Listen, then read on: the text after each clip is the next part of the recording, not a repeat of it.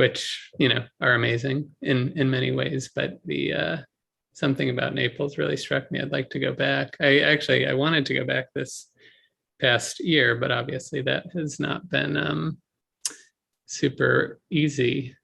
You've been there. Were we in Naples? Yeah. Did you ever see the movie Gold of Naples? What's it called? With who? With Vittorio De Sica. With Vittorio De Sica? No, by him, yeah. Gold of Naples, I'm pretty sure it's called. No. Wonderful. Yeah. Yeah, I should. I'm a little, I haven't seen that many of his films. I got very into have you seen the Vittorio De Seta, the documentarian that of all mostly around Sicily? Those are really amazing. I was getting to those the past year, but I'm missing a few De Sicas. All right. Yeah, people are trickling in here. See.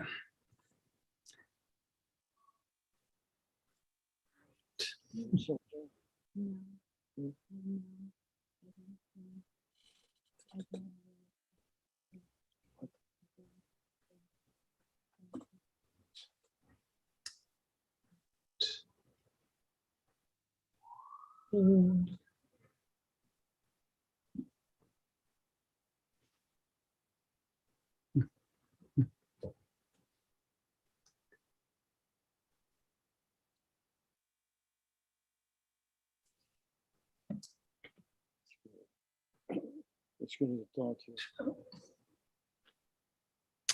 Okay. Well, I think I'll start. I got a go ahead from the Jewish Currents background, so I will go ahead and get this started. The attendance numbers appear to be climbing.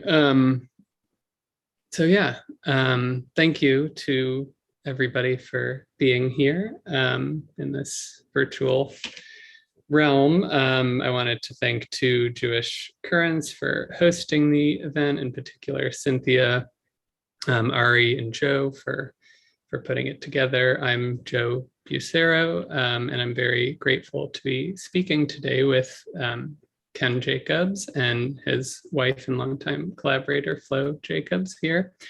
Originally from Brooklyn and based since over 50 years in Lower Manhattan, where they're joining us from now, I believe. Ken Jacobs has been expanding the boundaries of cinema for over 60 years. In a letter from the 80s that was recently published, the late Donis Mikas asks Ken, how does it feel to be a pioneer for the second and third time? And it's this perpetual pioneering that marks Jacobs' impact on the history of cinema. His films of the late 50s and early 60s set the pace for what he called underground film. So his film is resistance, opposing anything authoritative or authoritarian. Jacobs has said that film can be either a device of power or an instrument of thought, and he has made it his project to attack the former category through the latter. And Ken, if you have any interjections, feel free. In his early films, Jacobs mixed street theater and found footage, adapting the failed spectacle of B-movies to real, wrecked urban life. In the later 60s, he began to mine early cinema for an ongoing body of work based on extant footage that, whether in studio, theater, or classroom, he reshoots, reframes, speeds up, slows down in ways that cull new meanings and effects from the source. Not just analytical, the approach forges new relationships between medium and viewer as well, prompting us to consider how we see in addition to what, how on levels both optical and material. How are films made and for whom?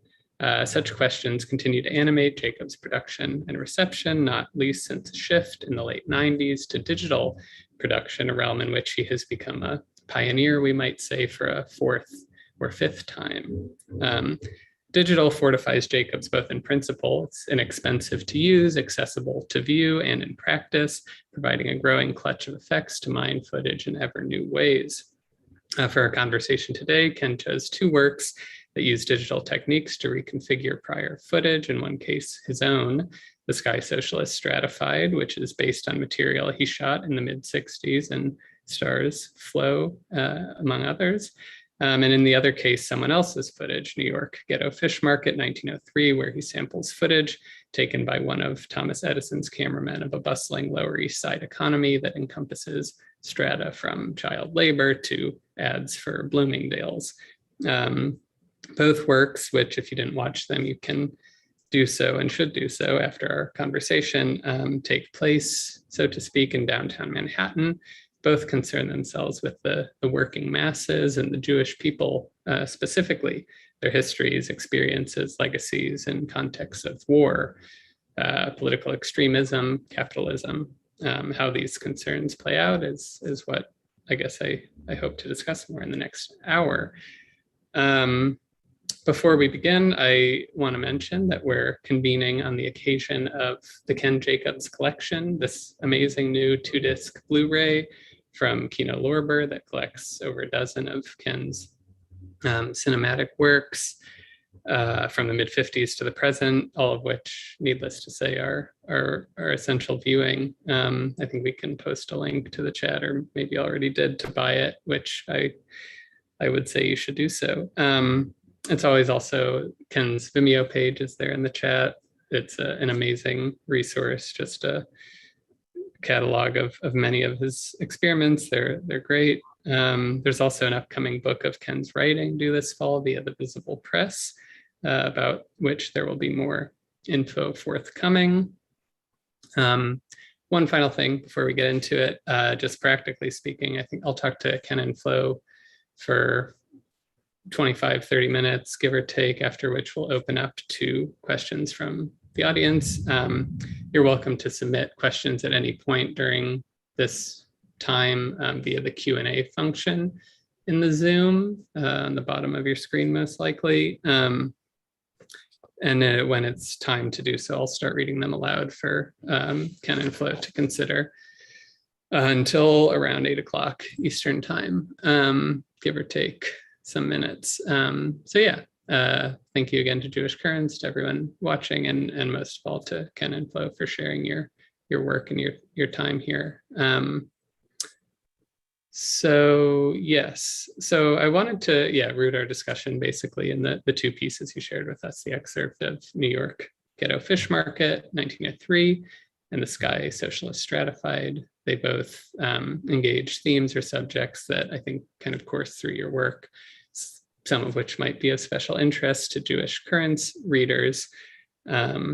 Jewishness, if not Judaism as a religion, the Jews as a people or a culture or a history, and your relationship to these as someone who grew up in a Jewish community, but who is distant from the religious aspect of it, which I think you can discuss, as much or little as you'd like. Politics, kind of writ large, both as it unfolds in the world and in film. And history, both your own, New York City, and again of film. So that's, I guess, some things that I want to discuss. But to begin more simply, I wondered, starting with The Sky Socialists Stratified, I wondered if you could kind of walk us through what you're seeing. Why did you choose these figures that are there? The facts, Isidore Levine, the stand-in for Anne Frank, the muse of cinema, and then the sites where it is. So why these figures? Why these places? What spoke to you about them? What about them? Isidore Levine, Lhevine, Mm-hmm. and he doesn't seem to have any reputation. And a friend of mine found a book of his in English, which he wrote in English. Mm-hmm. He taught here in New York City, but he came from Europe originally. And I'm saying his books are amazing. Isidore Levine, Mm-hmm. Levine, and so he carried a lot of weight for me, and Anne Frank personifies what happened in Europe. And Flo and I were getting close to taking the idea of marriage seriously. Mhm. And we lived together, and the film just happened. These became characters, someone who's clearly a stand-in for, this historical person. Um, she doesn't imitate her in any way. She's herself, but she's a human stand-in. And same thing with Israel Levine, a friend of mine, not an actor. I can't do his name. Dave Levison, Mhm. somebody who taught science, I believe, at one of the colleges here, Brooklyn College. Mhm. And so he was good enough to take the Isidore role. There's nothing about Isidore in what he does. It's himself and the very simple directions I would give him, and he would.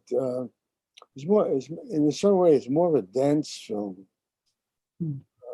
These people aren't speaking. Oh yeah, I did it the way I could afford to, which was regular 8mm, a Mhm. very very thin film stock, but it's very very good. Looks great. Yeah. Comes over into the digital realm in a very beautiful way. So the film that I offered you to show is is not is not part of the film directly. But it's a froth, and Mhm. uh, but I think I think it's very beautiful, and I'll be happy to take a question. Oh yeah, yeah. So no, I was going to ask about this formal quality because this is something, applying new digital techniques to film, 8mm film that you had taken. The Sky Socialist Stratified, I believe, dates to 2009. So that's some 40 years or more after you had done the footage. And I wonder what made you return to it. And then you returned to the Sky Socialist, right? You kind of released a definitive version just recently in 2019. But what made you return to it and apply those effects to the footage? What did you kind of want to get out of that? I think the effects appeared first, and then they demanded the film. Mm-hmm. Really, I don't think through things that much. Um, uh, I work on impulse very often, and this this stratified is really a kind of a dance, Mm-hmm. a cinema dance. And once the techniques appeared, they summoned the film. Yeah. Yeah, I'm interested. You have described, I believe, the kind of this early period where you're using kind of your own footage more. Another film like Star Spangled to Death, people in the audience may know things like that, um, as being kind of that you're aiming at a collapse of order. I think this is a quote I've seen from you, against pure disorder, so that there's kind of the effect of this process of a collapse going on.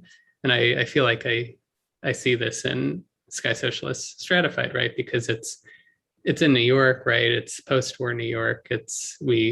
Especially Anne Frank and Isidore Levine are people who have like faced up against the totalitarian powers, fascism and communism, and they're in New York, which should be this thriving capitalist utopia, right? But really, it's not. You show us that it's not. There's people kind of struggling. There's a guy, rowing on the docks on like a piece of wood. Um, And so I wondered, this idea of the collapse. Could you talk a bit more about that? That guy is really a boy having fun. Oh, okay. But on the beach, Hmm. there's a derelict there, someone who's made a home. Hmm. He has a pot that he cooks in, some broken furniture that he's put around on the beach. Hmm. And of course, today we live with people living on the street Yeah. all over the place. I remember seeing pictures of the Great Depression when I was a kid. There Mhm. you were, people living in the street. I never imagined I would actually be seeing people living in the street. Yeah. Yeah. So there's this kind of connection of, this vision of the horrible past, but you are witnessing it in the future. And you probably, if you don't witness it at the same exact geographical point and 40 years later, it still definitely exists. You have to understand that America is about the rich becoming richer. Hmm. America is about the rich becoming richer. That's what it really is. Hmm. And the fools will be fooled. But Yeah. Yeah. I think the people watching don't have to be don't have to be convinced of this. What I'm full of right now, I can hardly think of anything else, is what's happening in Wuhan. The, partly with American government investment money. Yeah. Nothing. Yeah. There's a lot of concerning things going on. Either the the disease escaped them and has traveled the world, or they've released it to see how well it works. Yeah. Well, it relates a little bit to a question I am interested in as well as regards this film and some of your other ones in insofar in the realm of like commenting on things that are happening, right? So, I mean, one thing that I'm very interested in is this: you have in your own story this kind of early dual exposure to, I think, like we might call it social realism on the one hand and abstract expressionism on the other, right? You studied painting in kind of both schools, the first and then the second, or yes. Never thought of it. It's true. I Yeah. thought of that. Yeah, yeah. I mean, it's very fascinating to read about your journey in that, from people like Reginald Marsh to people like Hans Hofmann. It's a very compelling story for the history of American art, I think. But it also is interesting too, insofar as there's a shift during that period, right, of social realism being kind of the go-to way of communicating political ideas in art, right? You have to write, you have to draw something that people can understand, to abstraction, right? There's like Meyer Shapiro, Jewish art historian, called it the liberating quality of abstract art, that new forms presuppose or forge new political ideas. And this is something that I feel like you were kind of going for. But at the same time, like, I wonder, is there like a documentary or a realist impulse at work in something like The Sky Socialist or The Sky Socialist Stratified? That is, we see the people, we see the Brooklyn Bridge. What this kind of, if this is an opposition of abstraction and realism, where do you think you would fall for something like this? Good question. Um, I think I'm an artist, Mhm. puttering from work to work, and these well, what you bring up is very important, and I don't think I've ever thought about it. I don't think about my films being shown, or they just, a tree has to make apples, and I have to make films, Mhm. and I love when people pick up on them and, find some value and see them. But I have many films that I made, I completed, and I just put away Mhm. and began working on the next one. So a lot of that is, I think, coming from being an artist, painter in the Mhm. studio, painting things, completing them, and putting them away to make room for the next one. Yeah. But then you also you revisit Yes. some of what you've done. What what makes, is there something that makes you want to, or even for something like New York Ghetto Fish Market, which we can maybe discuss a little bit. There's this there's lightning outside. My apologies. There's that's something that exists in the context of a performance, right? It's also something that exists as a DVD, as a full length film, and it's something that you made a new excerpt for, right, for us to watch for today. What do you think brought you back to that film, or keeps bringing you back even? Of course, a very important part of it is that I was objectifying my marriage with Flo. She plays this Anne Frank role. She plays it. There's no way that she tries to imitate Anne Frank. Doesn't do anything to evoke that. But she was a very young woman at the time, and Frank was a young woman, and she carries that identity for a little while. But I didn't study Anne Frank. I didn't study Israel Levine. I didn't do anything responsible. I just picked up on whims that motivated me. I kept me going through these works. Yeah. On the film you showed today, I went back to this material and did this crazy piece, half dissolving all the time. It's also just it's appetites, not not not really intellectual concerns. I am an intellectual. I taught for many years. I had things to say, but what can I tell you? These things are not coming from that sort of logic that can explain this work. I think this the piece you showed before is very beautiful. Is very magical. I don't know where it comes from. I don't know what good it is. I hope it gave something to people to watch too. Yeah, absolutely. You brought up your teaching practice. You were, for people who don't know, you taught at Binghamton for many years, and I think some other places as well. But I wonder, and I know that in some sense, films like New York Ghetto Fish Market in particular are sort of maybe part of your teaching approach. Like they whether or not maybe in the classroom they kind of tell us or teach us to look at certain things and look at them in different ways, right? You zoom in and zoom out, or you superimpose images and things like that. What do you, yeah. I think they do that, but not once do I think this will show people how to look at film, or how to look at old film. Teaching brought me in contact with early film. Mm-hmm.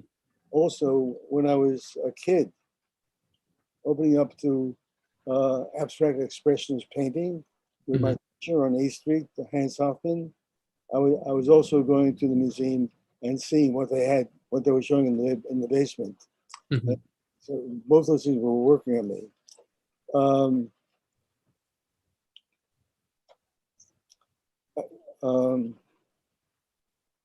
No. Did you, how did you come to the footage in New York, the Edison footage? Do you remember when you found that kind of stuff? I didn't look for it. Yeah. It fell into my life. Oh, that one?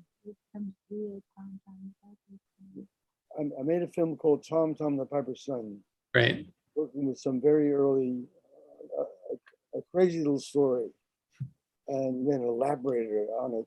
It looked at it, looked at the things that were never intended or expected to happen in the movie, and it really opened up and it became very important to me. And it's now seen as some kind of berserk lesson around the world. I don't know what people make of it. It really, once again, impulse and loving something, tasting something. Yeah. So in no way do I actually try and instruct anybody about anything. Delectable cinema, and that was the Edison was also something I came across and very interesting to me, probably especially because of being Jewish and having a background of concern with things Jewish. Oh, yeah. Flo and I went down to Washington to look at paper prints. Prints were patented. A movie was patented, copied with a paper copy of the film that could not be run through a projector.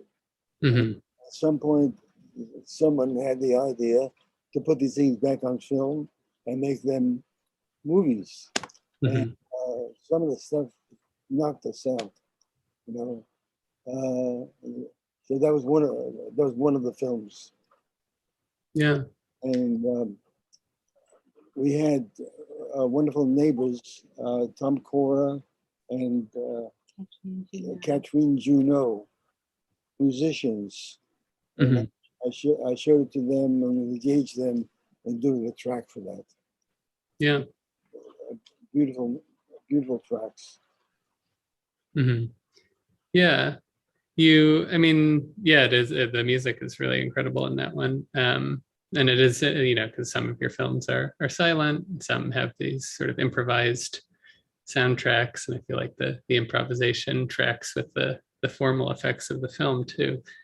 But I wonder, so you mentioned in the title card before New York Ghetto Fish Market, you do have this kind of personal or idea of it. You say that the boys in the scenes wore the same clothes that you did, when you were a kid in the 30s or in the 40s, or that your grandparents might have even been there, right? These are Eastern European Jews on the Lower East Side, very much a possibility, right? And so there's this engagement with your own personal history. There's the history of film, right? Because this is one of the, very kind of at the, not quite the total beginning of film, but not too long afterwards, right? So there's these kind of, I don't know, the way that you kind of take your history, the social history, and the history of film kind of all together as if they are sort of co-constitutive. Does that seem right? Without thinking it through for one moment. Yeah. It really has to do with appetite. Yeah. Is there something though that when you saw the footage, there's the Jewish aspect. You seem, at least in your what you do to it, very interested in certain gestures and certain maybe even class dynamics. There's the man with like kind of the suit and the bowler hat, who looks a little fancier than the people selling things. Is there like, is there something that you want to get out of it? Maybe that's a crass question, but what kind, do you want to like say something about this history or no?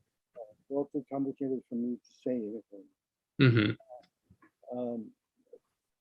Class is always happening, demonstrations of class are happening. The woman with his food in front of her, who reaches across to the sky, the gesture is amazing. you know, Uh-huh. and so it's those things that are compelling in a work like that. Yeah, absolutely. In a way, it's a dance film. You know, Mm. I'm sure I've seen it really as a kind of very complex social dance. Hmm. Yeah, absolutely. I mean, you sort of you use that term dance too to describe the Sky Socialist. I think it's in some ways a through line. I mean, you're very attentive to film, right, and photography, stereoscopy, these kind of visual media, but performance and dance seem vital to what you've done as well. I should say, Yeah, I live, I was. Sorry. I live in a house full of books. I'm a reader, Hmm. some kind of intellectual. I taught for half my life. Um, I know a lot of words. I speak them. I formulate ideas.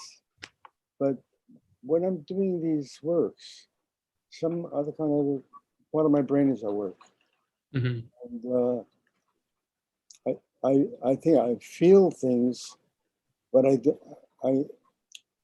it's not my motivation to instruct or say or teach or get something across other than the living quality of these gestures. Hmm. Yeah, absolutely. That there's a kind of a famous quote of yours when you're describing Tom Tom, the Piper's Son, the 1969 film. You say, that these are ghosts. They're cine recordings of the vivacious doings of persons long dead. So you're stressing that living aspect, and then you have this formulation that is really great, which is that they've together all form the always poignant because always past illusion, right? And I wonder what sort of drives this idea that the past is inherently poignant. Is that something that kind of guides your thinking when you're working with past footage? Because that's been kind of a main way of doing things for a long time for you. Is there something about the past that you feel like you need to get? Um, Actual time. Uh, mhm, this morning, I had a sensation of being in a room. That's all it mhm, was, but a room many years ago, and I think I was in that room, not thinking about it at all, but it had a quality of mhm. being there in that room, and I felt that room this morning. It was almost overwhelming. So that moment is gone. This moment is gone. You speaking to me now, except as a recording, will be gone. Yeah. Gone. And it's painful. Yeah. Yeah, I mean, I think that's an aspect of it. I think Tom Gunning, the film historian who I know has written about your work, kind of likens this kind of repetitious aspect of your films to like a Freud's repetition compulsion, right? This coaxing out of repressed memories or trauma from the footage that you're working with, and the way you just spoke about it too. I wonder. I mean, memory, maybe even more than history or something. Memory seems key. How do you think about memory with these films? Very interesting what you're saying. Hmm. And trauma is like a substance of it. Hmm. Uh, and film allows us, and you sometimes have a tooth that's bothering you, and you keep probing that tooth, that area, and you want to feel that pain. You want, you know, that is happening for you. Hmm. This is the time of your life, one time. Yeah. Yeah, absolutely. Yeah, I mean, not, I guess the maybe pain is not the right word here, but I mean the, films, especially the ones I think that you do that have kind of a more pronounced flicker effect or things like that do cause some form of discomfort, right? In the viewer, is that an intention? The flicker is not not to make people uncomfortable. I know it's not, but I think it can, right? It can. Well, not for me. Okay. I love it. Right.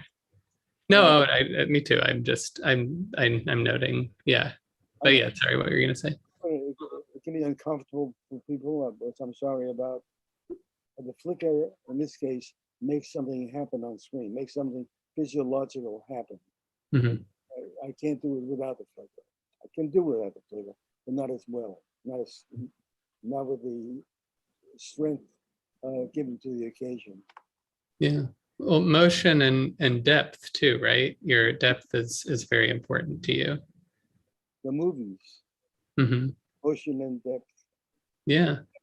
Do Uh, you, the depth is coming from Hans Hoffman. hmm. He made his students very conscious of depth. Uh, there would be a model, and everything he said had to do with depth. And the model was never picked, for beauty. She was Hmm. picked for her weight in space, like any other object in the world. But this one, I could take orders and put your leg over here and do this over here, and then just exist in space. And he got he got that lesson so deep in my head. There's no way I can go away from it. I can't get out of it. Yeah. Yeah. How would you characterize the depth of field, the phenomenon of depth in something like New York Ghetto Fish Market, which has these, effects where it feels like a static or flat image a lot of the time. And then obviously it's a real life image. So it has, pictorial depth too, but yeah, I don't know. What would you say about? Ecstatic. Hmm? To me, it's Ecstatic. ecstatic. Yeah. Yeah. That movie, wow, wow. That movie is, ah, we have an emotional relationship, that movie and myself. I love it. Mhm. Uh, Yeah. and I love most of the things I do. I mean, I appreciate films that no one loves. They're Mhm. not meant to be loved. They're meant to get some information, of course. And uh, very often I value that information. I don't look to those films as something to love. But in this case, um, it, it's a movie. It's not a living person, but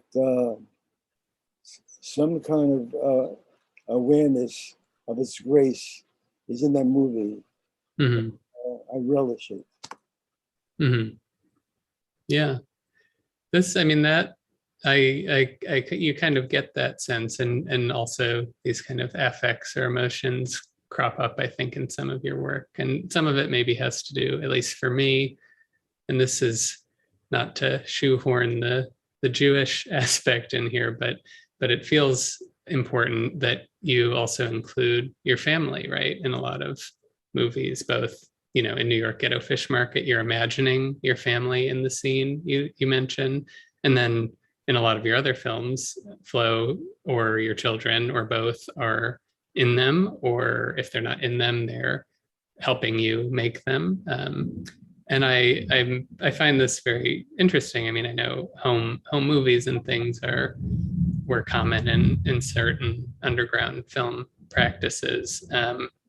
But there's a sort of indefinable and very great cast to them in your work, and the fact that you do both come from Jewish backgrounds, and that you have this kind of interest in the history of the Jews.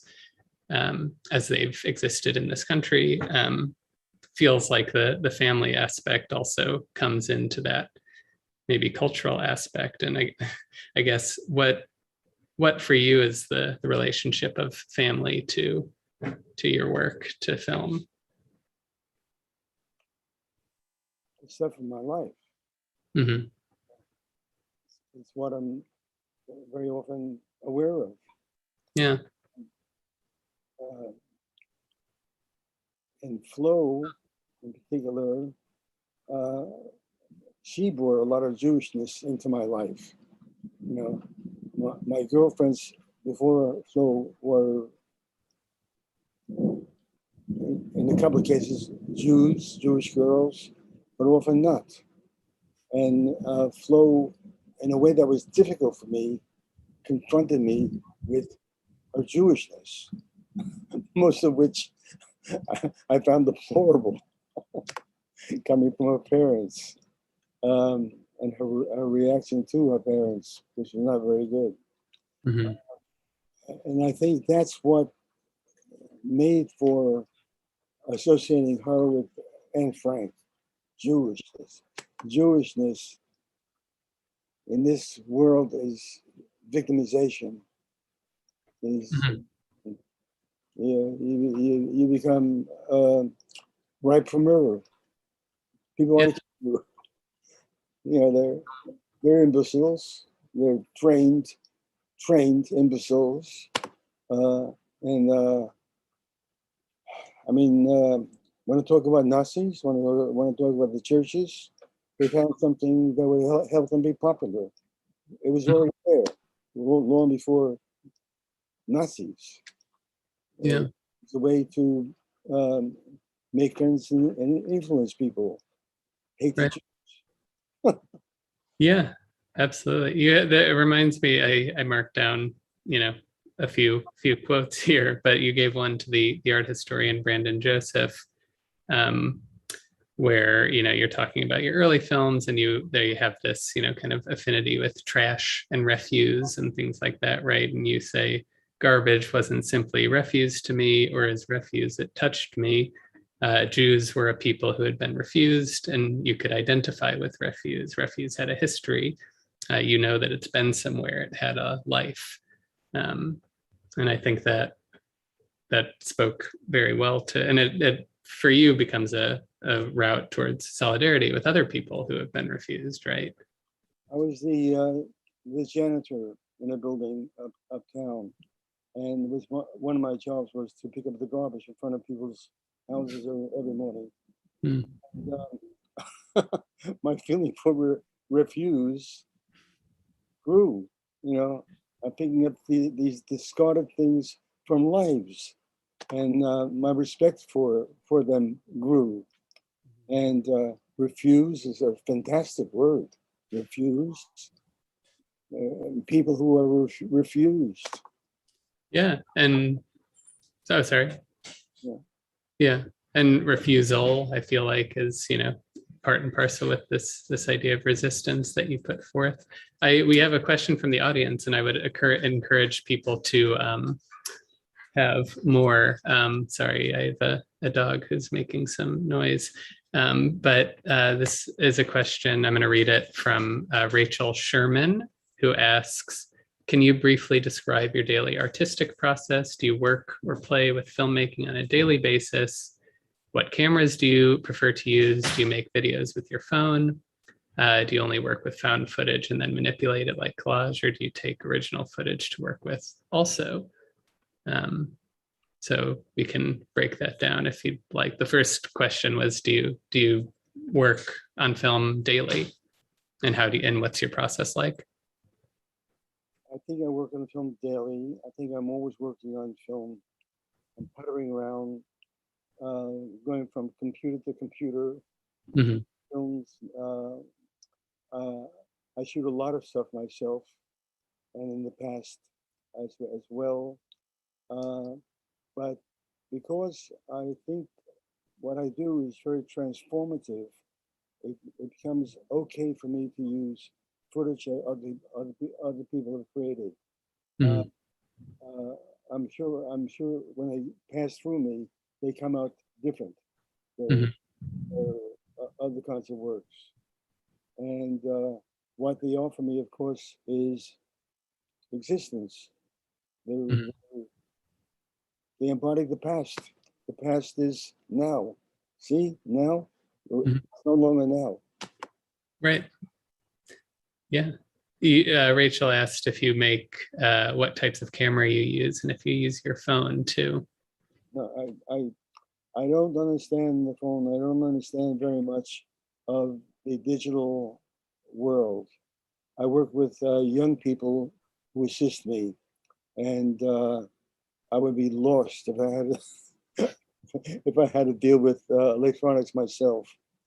Um, I was a very skillful camera person with film, uh, but I shoot with a Fuji W3. a Fuji W3, a 3D still camera, movie camera. It shoots both stills and 3D movies. The Fuji, not W1, a model I don't recommend, but W3, an amazing camera. And that's pretty much the only camera I use. And I do a lot of filming myself. To walk around New York is to walk around with me is to have to be very patient because I dawdle. I stop and every kind of thing attracts my attention. I see compositions that call my name, literally call my name out. Sometimes from across the street, come over. This is the root of a tree breaking through the concrete. It says, do your duty, film me, photograph me, and I'm very dutiful. Right. That's your just recently premiered movie Double Wow, right? It's a sort of a compilation of switched photos, still images of tree roots and things like that. Not just switch photographs, switch eyeballs. Oh, right, right. It's the same photograph, but with the eyeball input switched. What you can do with film, you do it. It's easy. Hard to Mm-hmm. do with your own eyes. Mm-hmm. Yeah. Is your, this And kind of, oh, you, sorry. you saw that film called Double Wow, right? Right. Yes. So it meant, let me describe it a little bit. You looked at the roots of trees, Mm-hmm. third dimensional roots of trees in this New York, lower New York, and then suddenly the trees vanished in front of your eyes. Instead, Mm-hmm. you saw concave ruts in the ground. Did you understand how they came about? How the switch happened? Yeah, I think, well, so I mean, basically, not entirely. I saw this at the Museum of the Moving Image. We're wearing 3D glasses just for those of people in the audience, and it switches from your right eye to your left eye, the input, right? Yes, I was switching eyesights. I was Mm-hmm. switching the views from the left and the right eye, and it makes all the difference in the world. And it's incomprehensible. Mm-hmm. What is a positive forward image becomes a recessive negative image. Right. Wow, Well, and because, oh, double. sorry. In this case, it was double. Yeah, double wow. Wow, the first time, double the second. Well, and because of the 3D glasses too, right? You have these negative spaces that have the effect of being coming towards you. So it's extremely disorienting and very exciting, actually. Can, I can, hope. can, Sorry. can you mention what is my effect called? Uh, 3D. I've invented, discovered Oh, the eternalism. eternalism. Thank you very much. Yeah. Old Yeah. eternalism Hmm. shows deep, deep space on a film, and Hmm. it's even best to a person with one eye. Hmm. Because to be seen by a single eye, and even in some ways, I'm not going to explain, better than two eyes. Deep space. Hmm. So this is again coming from studying with Hoffman and obsessing on depth. Hmm. Uh, There's, oh yeah, sorry. painters obsess on depth, you know, and Hoffman repeatedly thought you had to respect the reality of a painting.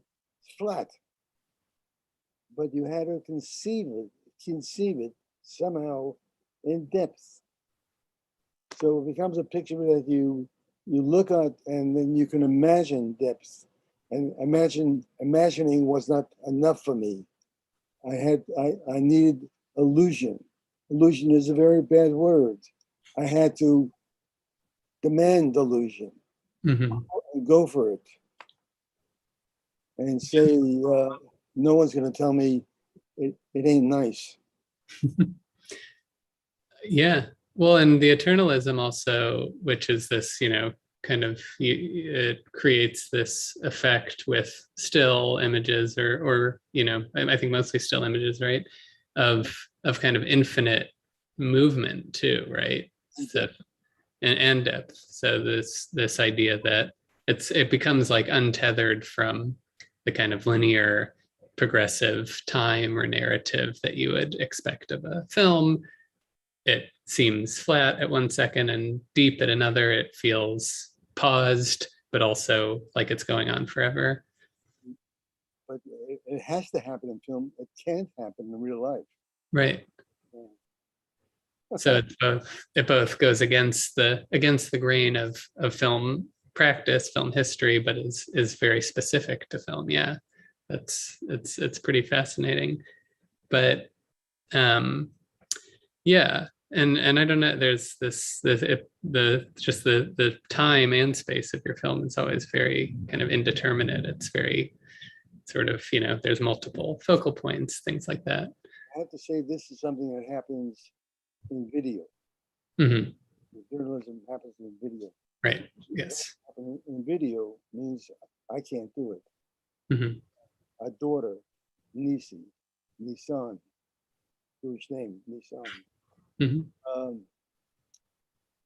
She's the one who, once I get the material in line, she's the one that weaves it. Does whatever has to be done to make it happen in depth.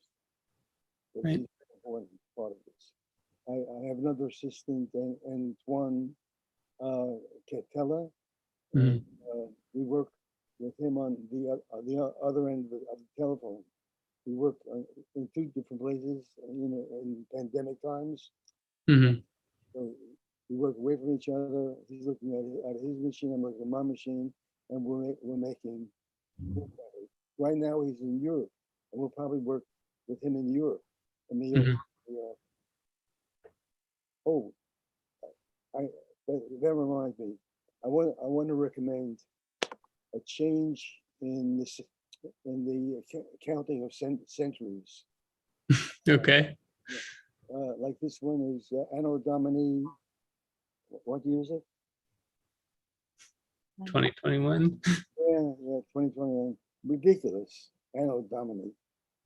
I would recommend WWW. Pick a year 3, 4, 10, whatever, in Mhm. in the century of WWW. Yeah, Does that make sense? sure. What would come before WWW if Oh, the years? Anno Domini. that, that ridiculous stuff. Yeah, yeah. That's pretty good. I think it's worth considering, certainly.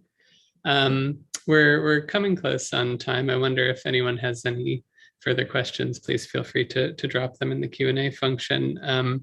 I did want to ask about the title of The Sky Socialist and The Sky Socialist Stratified, because it's very evocative. It also, Jewish Currents being a left-oriented publication, it's probably maybe worth thinking about that word socialist. You've noted that the Sky Socialist is a just God, or it's this multiple figure, right? It's also John Roebling, the designer of the Brooklyn Bridge, a student of Hegel's, and a German immigrant, and then you yourself as the filmmaker. So there's multiple people claiming this title, and how does that work out? What does that term mean to you? You just said it. Well, but saying that they are, The idea of a they just are. God. Why? Yeah. Socialism has everything to do with just Mhm. a just society. Mhm. Yeah. Did you say? Oh, sorry. And the Sky Socialist, the man who built the book, who designed the Brooklyn Bridge, Hmm. it soars through the sky. It connects Brooklyn and Manhattan. He is the Sky Socialist. Hmm. And again, it means to evoke a just God of some sort, Right. I know you became interested in socialism, right, as at a very young age, and in kind of leftist politics more generally. And I wonder, I mean, so were you thinking about, because the Sky Socialist is also something that is in some ways distant from, it's in the sky, it's not on the ground. Maybe it's also has this. I know that you have had periods in your life where you've been sort of disenchanted with the left and disenchanted with socialism, insofar as it is a difficult, that socialists in maybe the 30s or in the 60s were not necessarily where you wanted them to be. Did you have a particular association with kind of socialism as a movement at this time? as an ideal. Mm-hmm. I, I, I mean, that's life. That is life. If you want Yeah. to propose life, you move towards socialism because this is bestial. This is horrible. What we have,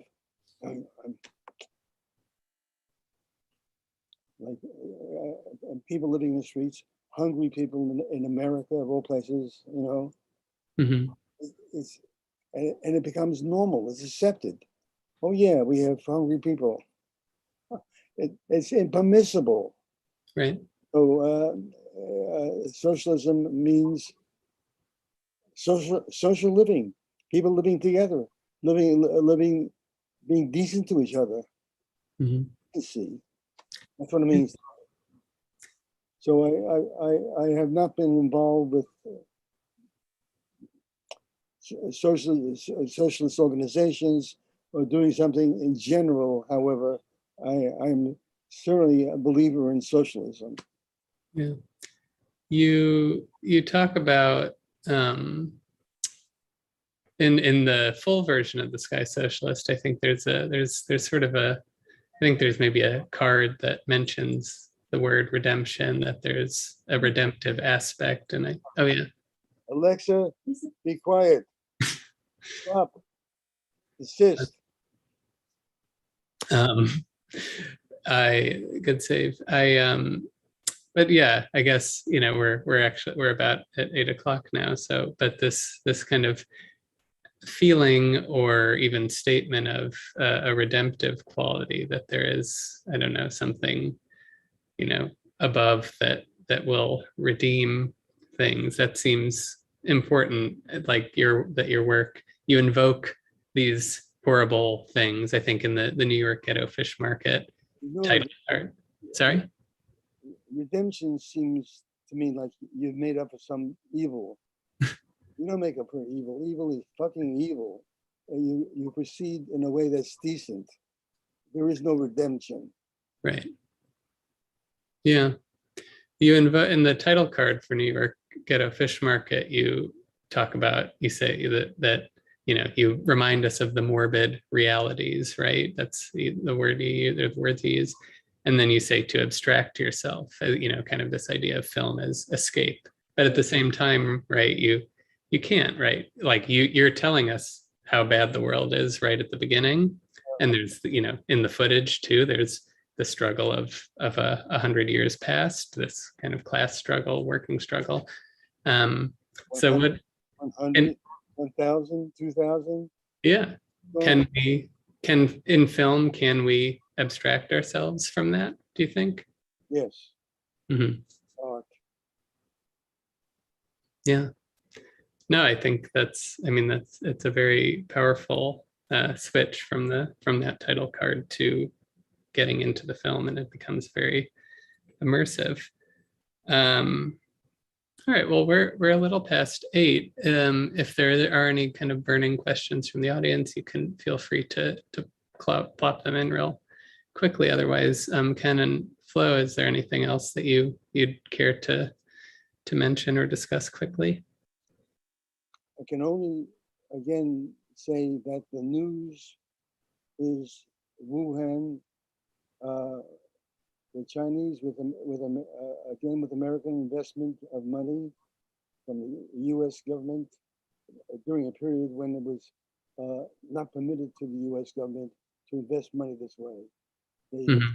circumvented, and now it is again that they are planning for war. They're planning for a war that will protect property and just kill people. They're fucking mad. They're insane. They're our enemy. Yeah, it seemed, yeah, I mean, the protection of property is definitely paramount, and yeah, we all have right to be concerned. But if there is the possibility to abstract ourselves even for a few minutes, it's definitely in these films that are in the chat panel. Yeah. Joe is not allowed to dominate the news. It is the news. It is the biggest piece of news there is. Yeah. It's not allowed. We are being diverted in all kinds of ways, even to other problems, other tragedies. But this is what's happening. This is what and once again I say it might have been purposeful to see how does this work. I hope not, but you're not wrong. Well, if that, yeah, no, I don't know. It's a hard thing to think about. Well, it's 8:05. I think I will, yeah, if that's the case, I will say a final thank you to Jewish Currents for putting this together, to everyone who is watching, whether in the webinar or the YouTube stream, whatever, or in the future, this will become a recording. And most of all, thank you to Ken and to Flo for sharing your work with us, for sharing your ideas. It's been a real pleasure and honor to discuss this stuff with you. And reminder to definitely watch this film, even if you did watch them again. So, Yeah. I mentioned Vimeo, Ken Jacobs, to see Mhm. more. Yeah, definitely go to Ken's Vimeo. There's, I mean, including, a lot of some of these eternalism experiments, and also Star Spangled to Death, which is your long gestating and really just a really mind-blowing movie. It's done. Star Spangled to Death is there. The whole 7.5 hours of the film is there, and people enjoy it. Yeah, that was what I think brought me to your work in the first place several years ago, and it was kind of a eureka moment for sure. Okay, well, yes, thank you to everyone. Thank you, Ken and Flo, and have a good evening.